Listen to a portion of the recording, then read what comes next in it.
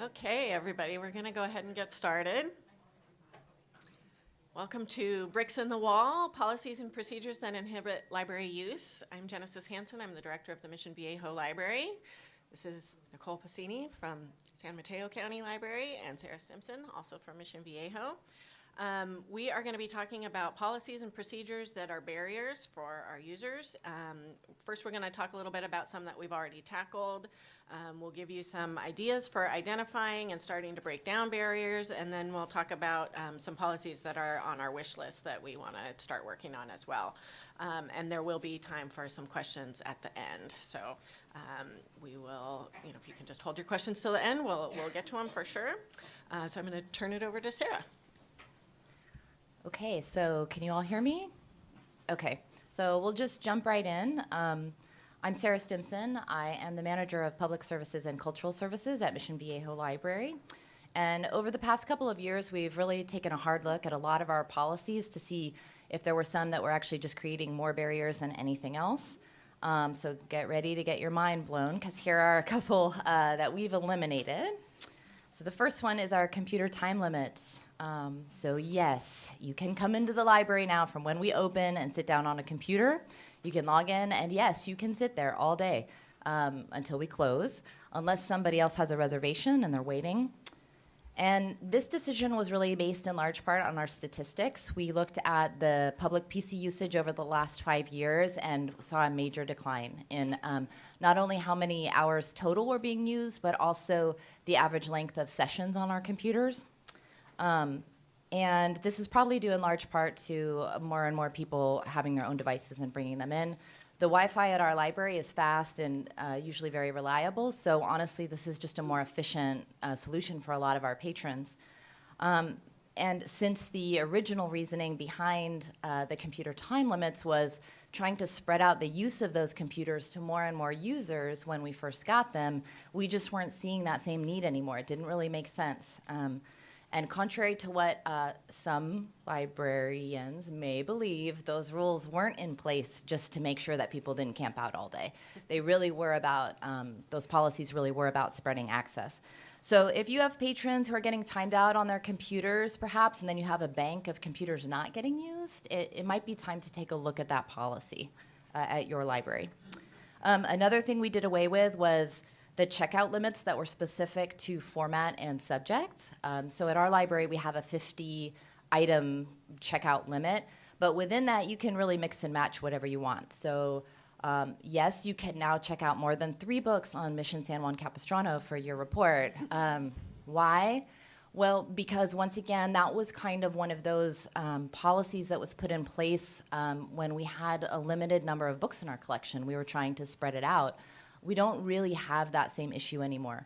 We've also shifted a lot of our policies away from sort of this theoretical patron who may or may not come in tomorrow and want this book to the patron who's standing in front of us and they do want that book. Thank you. Also with formats. So we had one of those things that, and I'm not throwing stones because we had it until very recently too, where you could have 5 entertainment DVDs and 10 nonfiction DVDs and 1.8 magazines and all of these other different numbers of things that you are allowed to take from our library. We don't need to do that anymore at our library. There was no real reason anymore to have all of those different limits on things. So yes, if you want to check out 50 DVDs from Mission Viejo Library, you can check out 50 DVDs from Mission Viejo Library. Now the one exception to that is video games, and I'll tell you why. Because our video game collection, we debuted this last year. We have less than 100, and we actually wanted to feature that library. We wanted those items. We wanted to get that collection into the hands of a lot of people to showcase it. So actually, in this sense, that was a policy that made sense for that one particular collection, but it has a finite time limit on it. Our plan is that once that collection has been there for a year and it's over 100 items, we're going to lift that too, and then it'll just be mix and match in that 50. Also, we did away with any kind of random waiting period after you return something to check it out again, partially because that was a policy that was almost impossible to enforce, and it was inconsistent. So if you have one of those where you're taking books back from people and then you're saying, well, you have to wait, a certain number of hours. We don't know how many until you find that book on the shelf again. Why? If the person wants to take it again, in our library, holds are free, so somebody can place a hold on an item, and that's the best way for that next patron to get a hold of that, rather than us having this inconsistent policy of waiting time. I will just add one final note on that, that if you face in your library a situation like we do where we're almost at zero sum on our shelves, for every new book that we're getting in, we really have to weed out books behind it. How can you get books out off of your shelves into the hands of your patrons for longer? If you're able to do that, your overall collection is going to be able to grow more than if you're just pulling those books back in so that you can just weed them right behind them getting returned. So it's just something to consider and think about.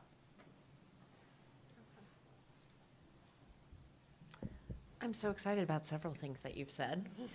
One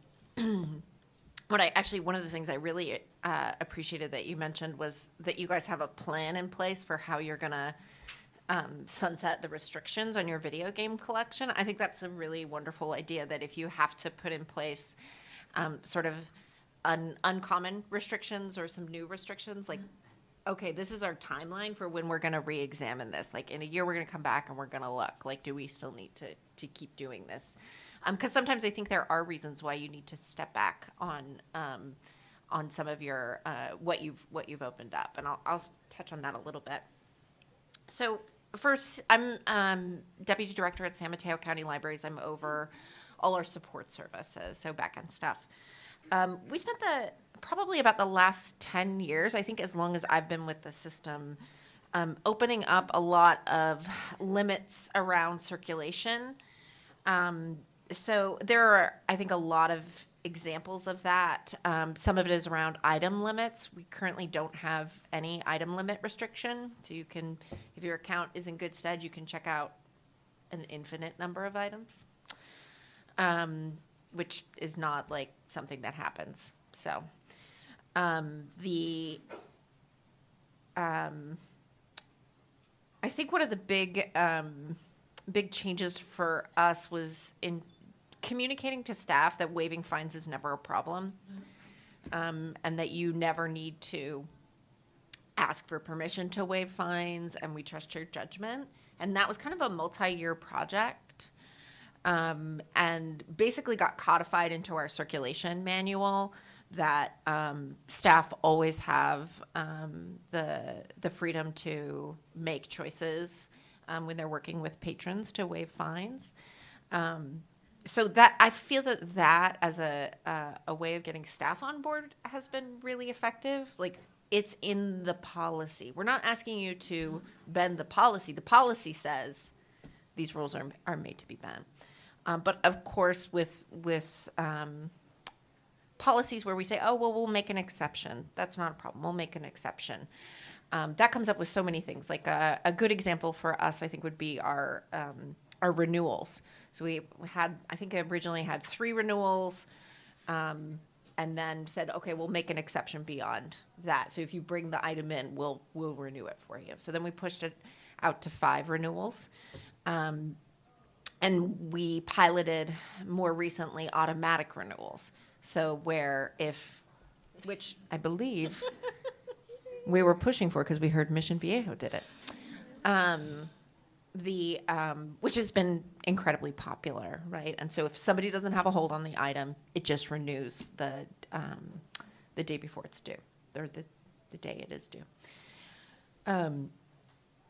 But right, with those practices that you have where you're like, oh, we could make an exception.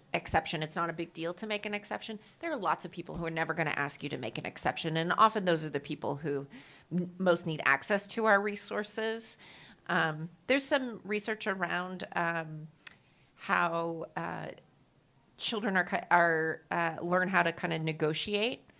And there's a racial divide on that. So children who will ask for exceptions to be made, who will push back on decisions that adults make, much more likely to be white children, right? So then you grow up in a culture where you're just more comfortable to say, I'd love to talk to the manager.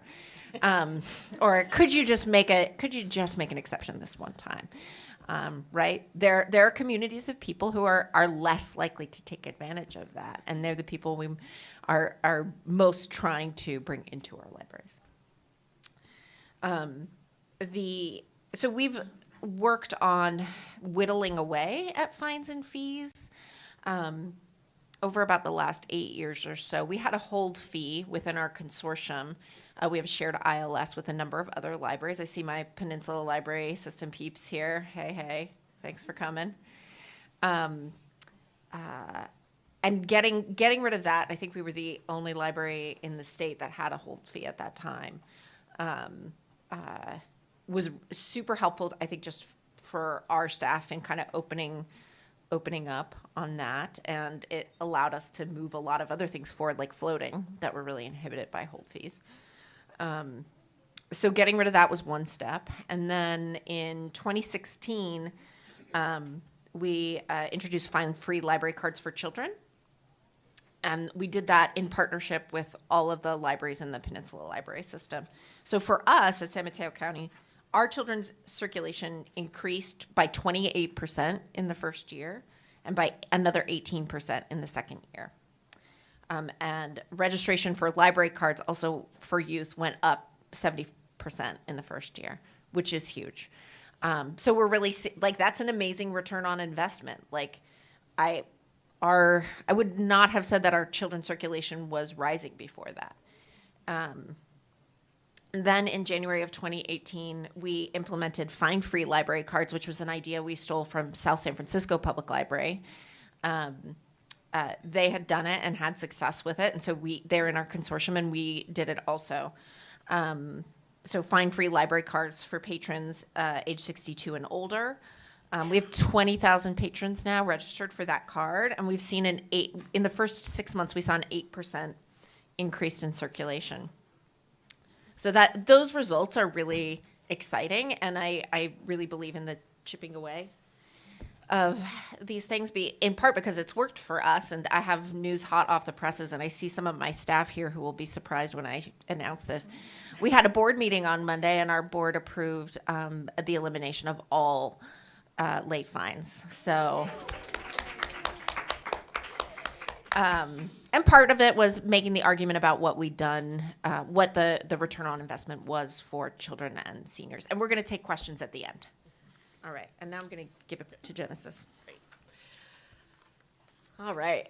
At Mission Viejo, we've had great success with auto renewal and increasing the number of renewals allowed as a means of reducing fines and increasing circulation. So if you're not able to make the case to the powers that be in your jurisdiction about completely eliminating fines, that's a really great way.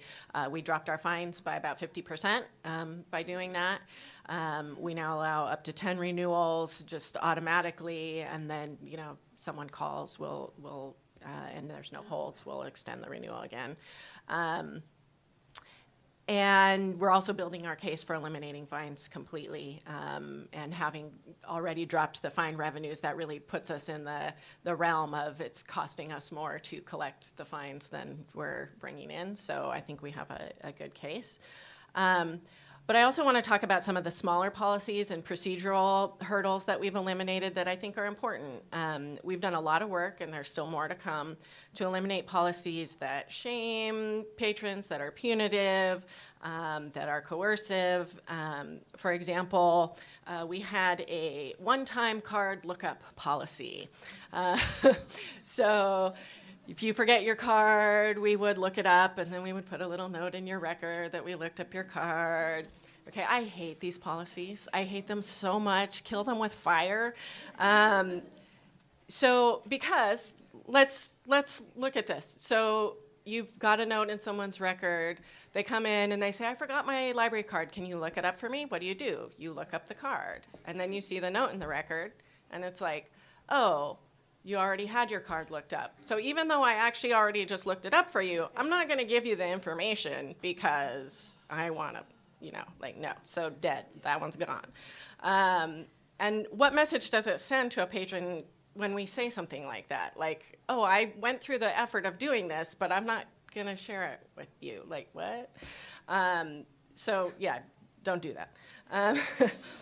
We eliminated a very cumbersome and confusing computer login process that we had that required people to have their physical card to make a reservation, even though there were computers available. And they couldn't just type in their number. They had to have the card and scan the card. It was very hard to figure out for new users. In fact, it was baffling for new users. They could not understand it, required a lot of staff intervention. So it was a waste of time. And when I dug into it, it was like, why? Why are we doing it this way? What's the point? Is there a systemic, system reason, a technology reason, something? And the only real reason someone told me is like, well, we didn't want people to be able to, copy someone else's number and use their number. And I'm like, well, they can use somebody else's card. It's not really any different. So anyway, we were able to eliminate that procedure. It's much more user-friendly. And that way, one of the things that we've noticed is that even when people need help, even when they're blocked from doing what they want to do, they won't always ask for help. And so there's a whole segment of the population where it's like you're forcing them to have a failure experience before they get assistance. And then some of them will just never get to that assistance because they're not going to come and ask you. So, and we had a whole group of regular patrons who were like becoming helpers to other people who would come into the technology center and be lost. Not how we want things to work. We eliminated the $2 replacement fee for a library card. When you start looking into the actual costs of things, it costs us pennies and very little staff time to do a replacement card. So we were actually charging people more than it was costing us. And again, it's punitive. And the people who most need the library cards may be the people who can least afford that $2 fee. So we nixed that one. We eliminated our rental collections and standardizing our overdue fees, so like no more $2 fees for DVDs versus 25 cents for books. I think that's really important. Again, kind of going with, we're not managing scarce collections anymore. We have good collections. And it's the kind of thing where, you've got 5 DVDs and they're a couple days late and bam, your card is blocked from fines. Versus, you can have a lot more books for a lot longer and not have any fines blocking your card. So it just didn't seem to be the approach that we wanted to take. So a lot of these are just legacy policies and procedures. A lot of them were put in place to manage scarce collections or do different things. Over time, it's just habitual and people forget to even think about them. And so it can be hard to kind of ferret them out, but it's really worth doing. So we're going to segue into talking about how we go about identifying some of the barrier policies and starting to break them down. One thing I would recommend is just pay attention to what your patrons are telling you. One good way to do this is to have your public desk staff keep a log for a period of time of all the times they have to say no. And then, collect those and look for trends. You can do user experience audits, you can do surveys, you can do patron observation. Just kind of watch how people are using your library and you'll see really clearly where the pain points are. And then I would encourage you to do a systematic review of all your key policies. Just periodically look at them because a lot of times the reason that a policy was put in place 5 years later might not apply anymore. And so why are we still maintaining that policy? That's why we're talking about things like sunsetting, collection limits and things like that. So think about when was the policy put in place? Why was it put in place? Does it still make sense? And if it doesn't, change it, get rid of that barrier. Really look at the true cost of policies and procedures. We're talking about the cost of fines. Like, is it costing us more to collect the fines than we're actually bringing in? Are we spending more? Are we charging more for a service than it costs us to provide? Those kinds of things. Because you need to account for not just the technology, but the staff time and the time of your finance department and getting all, handling the deposits. All of that stuff factors into the time. And then build a case for your stakeholders. Know the motivations of the people, of your staff, of your, boards, your council members, those kinds of people, and that will help shape your approach and emphasis when you're trying to get buy-in for making a change. So, your board, your council members, they might be motivated by savings to taxpayers. They might be motivated by showing good stewardship of your resources. They might be motivated by enhancing services to underserved community members. And the better that you know them and what their motivations are, the better you can target your messaging to help get buy-in for those kind of critical changes that require higher level approval. So Genesis is my director, so it's pretty easy in my position to come in with a wild idea. I have something I want to get rid of, and she'll listen and give it a fair shake. But I also supervise quite a large staff, and working down the chain to try to get buy-in can be its own challenge. So I have some thoughts I'd just like to share with you today about that. Raise your hand if you supervise anybody. Okay, so you're in good company. Look around, because every single person who raised their hand has somebody on their team who's not going to like the policy that they want to change. I would say allow people the room to dislike what you want to change. It's a simple thing, but it's kind of a hard practice to put into place. Most of us work in congenial settings. I think overall librarians are nice people. It's hard to put something into place when you know that you're going to have staff people who don't like it. Allow them the room to not like it. As long as they can remain professional and pull it together at go time, I think that that's fair. Not everybody has to love everything in your library. And building off that, my second thought is don't get stuck at this part. If you're the person in a position who can make a change, and you've based this decision on sound reasoning and statistics or whatever else, be confident and lead your team. That's part of your job. Don't let a few people who dissent from the decision derail everything that you're thinking about doing out of fear of not being liked or fear of failure. And also along that line, my third thought is sometimes you'll have that policy and you don't have as much evidence behind it, so you're not as confident about what it is you're trying to change. Pilot it. It's a great option. You can say, all right, we're going to do this and we're going to see what's going to happen in 2 or 3 months. And I would say right from the beginning of that pilot project, ask your staff to document the times that that changed, proposed policy change doesn't work. This is going to help you at the end of that 2 or 3 months when you go to have the evaluation discussion. It's going to help avoid terms like, well, everyone always did blah, blah, blah, or our patrons never did blah, blah, blah. Those sweeping terms, that's how we talk, but that doesn't help in that conversation. If it's documented, it'll be so easy for everyone to clearly see, did this work, did it not work, or perhaps even how could we change it or tweak it to make it more successful. And then lastly, sometimes you can reframe a problem. So instead of going into a meeting and saying, we're going to eliminate computer time limits. What do you guys all think? Well, that may not go that well in that meeting. Sometimes you can reframe that to say something more like, we really want to raise our computer use statistics. So who has some suggestions on how we can accomplish that? So it's a small thing, but sometimes reframing it to be going from if we're going to do something about this policy or this problem or this issue to how are we going to do it, staff will often talk themselves to the same conclusion I think that management does, but it's just that they get there themselves, and that creates just so much more buy-in. So I really think that that's often a way that you can kind of steer a conversation right from the beginning and get more buy-in right at the original outset of looking at a policy. I could not agree more with all of that, and I barely need to be here. It was wonderful. That's exactly like moving forward, whether or not everybody likes it is, I think, once you have made the case and listened to the potential repercussions, I think that's absolutely the right way to go forward. And I think we've done that a lot. And over time, a lot of our staff have just gotten on board because they see the library has not fallen apart. The items return, everything is okay. And in fact, things are better.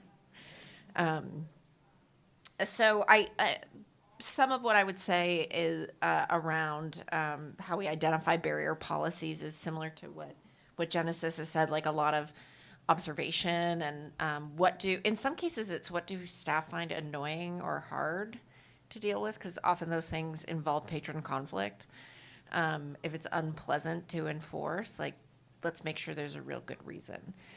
If there's a bad patron interaction involved with it, then it should be a really good reason why we have to do it.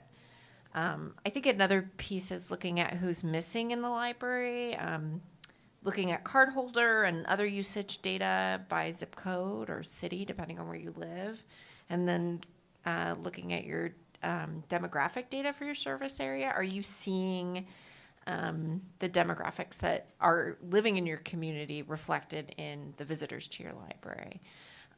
Because that can totally be related. We found that 13% of our patrons in unincorporated areas, and 19% of our patrons in East Palo Alto, which is a lower income community in our service area, had blocked accounts for fines above $15, which more than exceeded the 8% average for all of our cardholders. So, right, that's an example of how fines disproportionately impact lower income users. And we can see we are making it harder for these folks to use the library. So that's one way to look at that. As I said before, I feel like barriers can kind of be sneaky sometimes with a lot of practices. We say it's not that big of a deal. We could make an exception, or it wouldn't keep me from getting a card or continuing using the library. But I think we have to remember that it's really easy for people to not use the library. It's really easy for people to make that decision and decide that, like, this isn't worth it. It's not worth my time. It's not worth the hassle. And that we really have to continue to make it clear how important our users are to us, and make that argument for our relevance in their lives. I think that's the big stuff. Yeah. Okay, so we're going to just transition into things that, because we're all living this. We're not, the end all be all, and there's still things that we want to get rid of at our libraries. So we're going to share with you some of the things that we hope to get rid of at our libraries to inspire you before you leave today. So for me, it's on-shelf holds. So at our library, you can't place something on hold if it's on the shelf. It has to be checked out. I know. Everything you're feeling is what I feel all the time. So my director's here and supports this, so you would think, like, yeah, we can make this happen. We're important people at that library. But that's why I picked this policy, actually, 2 reasons. One is because this is a good example of a policy that we don't even really have an opposition to at the library. There's nobody on staff, as far as I know, who's sitting around going, absolutely no on-shelf holds. It's just that this is one of those that nobody ever picked up and owned and thought it through and just made it happen. I would say if you are a person sitting here today and you have a seat at the table, the decision-making table, to think about one of those policies maybe. Maybe some of this seems like, I'm not sure we could push through all those, no fines or whatever, but there's got to be something, I would imagine, that you don't even have that strong of an opposition to at your library. It's just that nobody's owned it.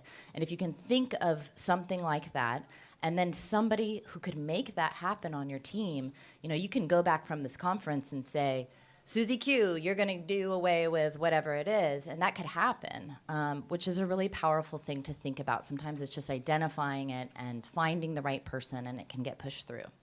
The second reason that I chose this on-shelf holds is because it's kind of that small issue thing. Once again, we don't really have people beating down our door saying that they need this and they can't live without it.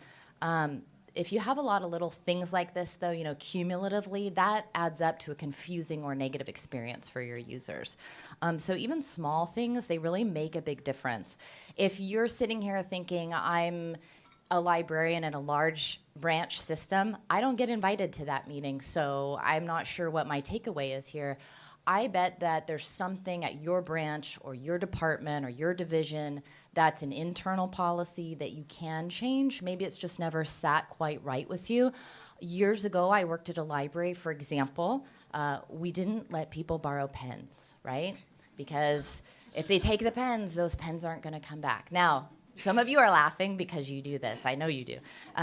But I'm not saying you have to let people borrow pens, but I am saying that nobody up in admin is going to come and get involved in that decision, probably. If that's something you have control over at your desk, you are the person who gets to make a decision about that. I would say, think about that, and, you can really impact, even in those little things, the user experience at your library, and it may just motivate kind of a wave of change over time.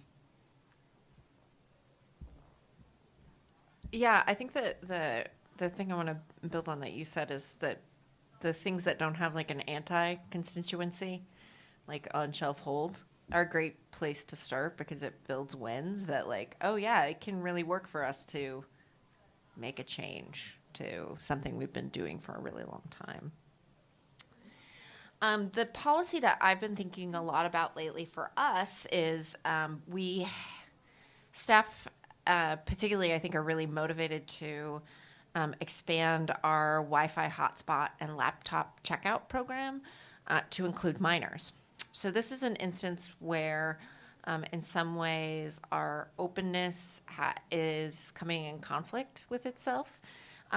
We don't filter, and we don't require parental permission for library cards. We don't require any special releases for our adults when they check out Wi-Fi hotspots.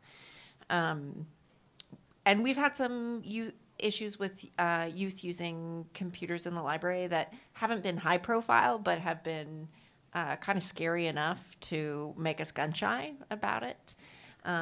There are, real political impacts to those kinds of things. And that could, result in us moving to a place where we could need to filter, or our board feels that it's really important that we filter. So I think we've become, I think, a little gun shy around pushing the boundaries on our Wi-Fi hotspot checkout because of that. Because parents aren't saying this is okay at any point in the process, and nowhere else in the library are we saying you have to get a parental permission slip to do anything. So our openness on youth cards is coming into conflict with our desire to be more open and giving access to the internet. Now, I've had some feedback from other libraries that have very similar setups to us, and that have had some success around that and haven't seen major issues. The internal discussion has been, really, okay, well, we could solve this by, just saying we're going to do permission slips or waivers or something for parents. But of course, if you say you need a parental permission for this, there are going to be kids, and they're most likely the kids who need the resources the most, who are never going to be able to get their parents to do that parental permission, right? Which would be, frankly, part of the whole point of opening up, checking out hotspots and laptops to children, making sure that kids who don't have access to technology and may not have, just don't have that access, get it. So we're working through it. I think it's, for us, it's complicated, and yeah, I don't know what the right path forward is for us, and we're just continuing to talk about it, to look at what other libraries have done, and feeling out what's going to be best for our communities. For me, some of the ones that I really want to tackle, we want to open up our library card requirements and make it easier for people to get cards. One of the things that we're looking at is something along the lines of a convenience card that you can get with no ID if you don't happen to have ID handy. Maybe a limited privilege card. We're working on what we can get buy-in and approval for, but got some preliminary okay on a convenience card, where someone could come in and at least check out, 3 items, something like that. And we're also working on our student success initiative to try and get student cards to everyone in our community. It's not easy for all the kids in our community to get there, get a card, get the parent approval, get all that stuff. And so really trying to work with the schools to make that happen is something we're excited about doing. And there's going to be a lot of logistics. We have multiple school districts that we're working with and all of that, but I'm excited about doing that. Another one, and this honestly could be a session all on its own, but it's something I've been thinking about a lot, just in terms of collections and making our collections more diverse and inclusive, is that we're dealing with systemic issues in the publishing world, and the professional reviews that we rely on for making collection decisions. And so how do we adjust and change our collection policies to kind of compensate for some of those systemic issues? And then how do we work through our connections to kind of help shift some of those systemic issues away, because we really want our collections to reflect our communities. And if those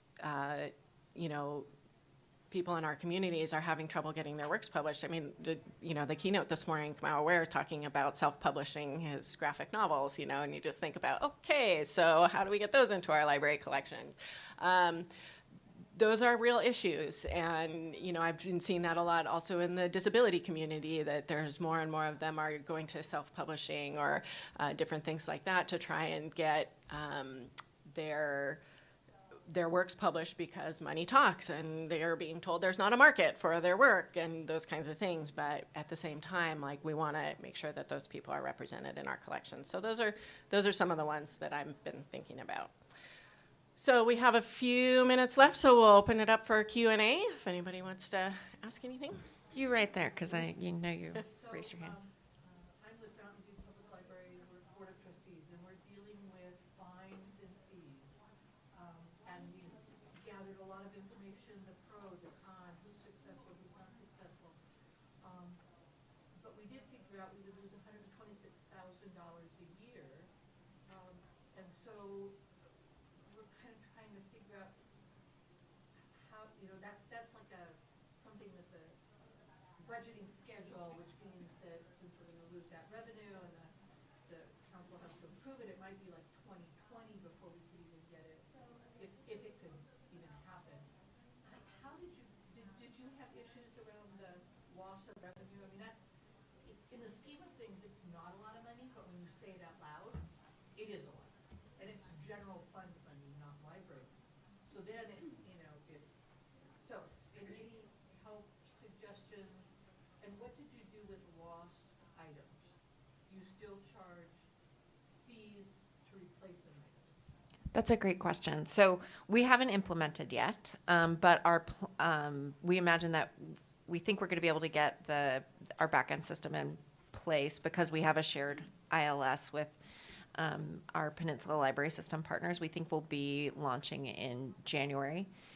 I want to speak to the budgeting piece first. One of the benefits to getting rid of our hold fee, getting rid of fees for children's cards, and then getting rid of senior fees is that the overall amount that we were bringing in went down over time, more gradually. And so then, we're relying on it less. And then that amount also sounds less when you say, this is how much we're going to lose, So just from a very tactical perspective, I think that helped us. Misty from San Diego, they got rid of fines. And one of the things I think that you guys, you did a study on staff time and found that it cost more to collect the fines. We did not do a study on staff time. We cited San Diego and said, San Diego did this study. We're pretty sure it's the same. Because that sounds like a hard study to do. It was. Yeah. regarding lost items, patrons would get billed just the replacement cost 30 days after if the item's been overdue for 30 days, right? So you have it, you bring it back, great, we have the item, then we get rid of the charge on your card. What we want is the item, you know? I think the other thing that I want to bring up for you in response to that, Salt Lake City Public Library got rid of their fines, and the library lost less than 1% of its budget in exchange for a significant increase in use, like 11% increase in circulation and an 11% increase in borrowers. So that is excellent return on investment, you know? And I think it's really useful to talk about the percentage of your budget as opposed to the actual mass amount of fines that you bring in, just to give people the scale, right? That really, this isn't going to make or break the budget. It sounds like a lot of money because I don't have that lying around. But for the organization, it's not a lot of money, right? Does that answer your question? Okay. I was wondering about behavioral policies, and if those are things that you look at as well. So like sleeping, washing in the bathroom, odors, things like that. Assessing those policies and whether they're ones you've gotten rid of or considering. We are working through our behavior policies right now and looking at those. And my general feeling about policies is less is more. I like to keep the policies few and simple, and because if you can't remember what all the policies are, they're not going to be consistently enforced, number one. Number two, when people start encountering an issue, the natural impulse of a lot of staff is to say, we need a policy about this. And it's like, okay, do you actually want to enforce that policy? Because you're going to be the ones that have to do it. And so, we have kind of that general policy of, we're actually eliminating some of our specific behavioral things, but we have the general policy of things that are disruptive to other people's use of the library. And that's kind of your go-to for, when a behavior tips towards the really problematic. But it's also about how widespread is the policy. Are you making a policy to deal with just a very small percentage of your users, or is it really like a major issue? If you're talking about a handful of people, there's a better way to do it than making a policy. So generally speaking, my feeling is the library is for use. I want people to come in. I want them to use the library. We're fortunate in Mission Viejo, we don't have a huge behavior problem. Part of the reason is because the Sheriff's Department has a presence right across the parking lot from us. And that's kind of a natural deterrent. And I'm just going to be frank about that. So we don't have some of the same issues that a lot of libraries have. But things come up, and again, it's really trying to treat people as consistently as we possibly can. Sleeping in the library, like for me, it's about, are you interfering with somebody else's use? Are you being loud and snoring? Are you blocking traffic? If not, I don't care if you're sleeping in the library. I really don't. If students come in, they doze off at the desk. If seniors reading the newspaper and they doze off, I don't care. They can sleep in the library. That's fine. It's really about, again, that sort of disruptive factor. And that's where we kind of draw the line. Yeah, we had some discussion. The last time we did our behavior policy, we removed a bunch of things, and a bunch because they were just excessively specific. Like, you can't bring your bike into the library, and it's right. We can just tell someone to take their bike out of the library. Like, it's fine. We don't necessarily need that to be codified into policy. With sleeping, the thing that I would add, because we didn't. I'm trying to remember if it was in our policy and we removed it or we just never had it. Which I'm not remembering right now, which is too bad. But the other thing about sleeping is that, like, access to a safe place to sleep, I don't know, it seems pretty basic. It seems like a reasonable service that we could provide that doesn't just doesn't impinge on other people. Other people might not like it, but it doesn't keep you from using the library. Right. So, Yeah. Err on the side of compassion is generally my feeling. Yeah. the thing I would add about our behavior policy would be that we change some of the stuff around noise to basically say, like, everybody's trying to use the library for different purposes, and sometimes we may have different areas where you can be louder or be quieter, and we'll try to help you get into those areas that are appropriate for what you want to do. It's written much better than this. But, like, we're not asking for silence. And so, like, that's not what we're going to enforce either. Yeah. We also, we have a set of policies that are approved by our council because they are our board of library trustees, which is a little unusual, but so we're going to be taking some changes back to them. And one of those, for example, there's like 3 different lines in our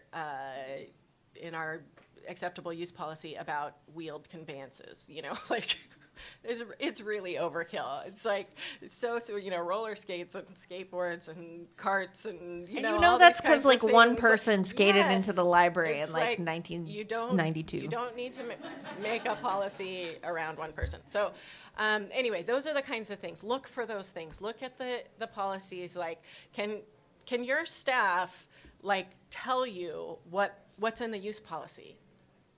Because chances are they'll get a few, but they're not going to get them all. And try and simplify that down if you can. Any other questions? Yes? When you make these changes to your policies, do you try to kind of lump them together and then announce it to who and how?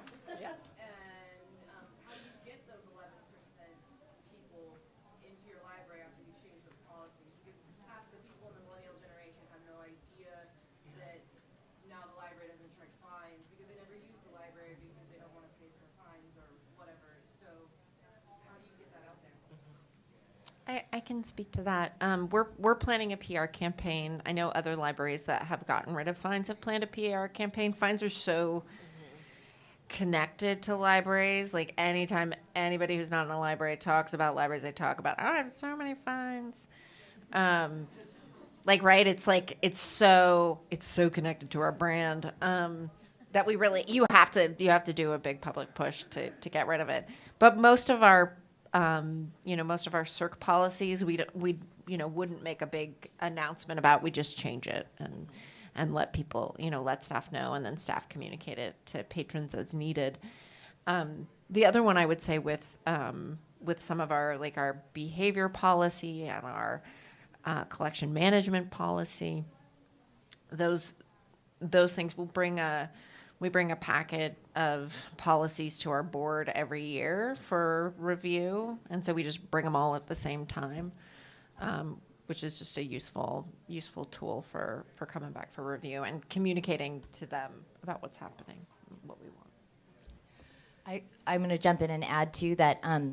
Your Storytime families, your young families, moms, dads who come in, they're your biggest supporter. They care because any circ thing that you change is going to seriously impact those parents who come in and they're checking out like a billion picture books and all that stuff for their kids, and they talk. So if there's a way that you can get them to get excited about it, like, they'll go on their social media and they'll tell their friends and they'll do all that. They're a really good group to start, especially with those circ ones. I would highly recommend that you get them excited about your change.